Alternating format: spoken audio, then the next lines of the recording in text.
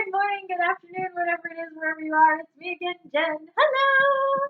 And I am here with my dear friend Ron Tobin. Hello. Who is an author and a hypnotherapist and does all kinds of really cool stuff. And he is also the one who bought me the Steampunk Tarot that I looked at about a year ago. So we are revisiting the Steampunk Tarot. And he is like got all kinds of cool insights that we're going to talk about with hypnosis and the tarot and all those kinds of things. So without further ado, let's see what card we have today. All right. There we go. I love it. Okay. So, what do we have today, Ron? The Wheel of Fortune. Wheel of Fortune. I feel like I should sing that every time. Like,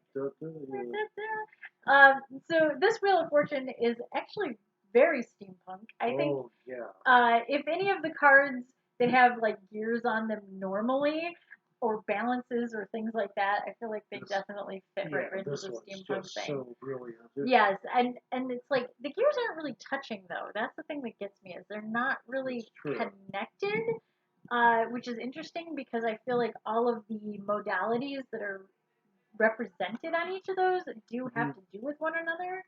So I don't know. I'm trying to see. But I like the zodiac going around it. Absolutely. Yes, that's pretty typical of the Wheel of Fortune. Is there will be zodiac symbols on the card itself.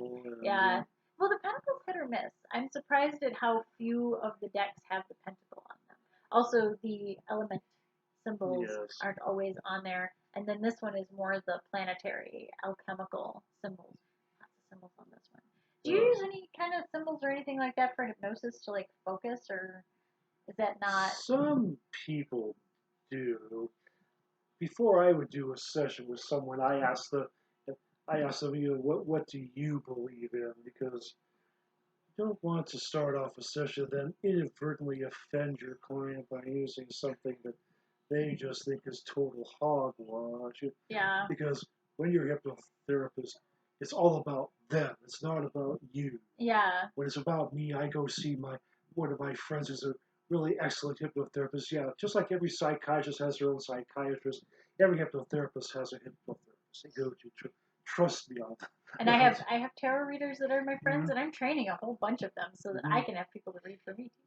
So would I use symbols? Oh, for myself, yeah, absolutely. It's for me, for example, when I go into a session, even just meditation, I go to this lovely meadow that has a giant oak tree in the middle of it, and I sit down under it, and the tree is just so protecting. And yeah, I close my eyes so I can just see it in my mind's eye. I wish I could translate that and throw it onto a video. Right. Wouldn't that be wonderful? You could. Yeah. But everybody, when you really think about it, you have a safe place inside you. You just have to figure out what it is. Yeah, and having those sigils or those symbols to like focus you. If symbols and sigils help you, like there's several hypnosis types that involve actually when you're taking a shower, for example, the water can become a waterfall, and it helps cleanse you on the inside as well as on the outside. I do that. Yes, I definitely visualize things like that. So it's amazing where you can. Where do I recommend you not meditate at all? When you're driving, please do not meditate.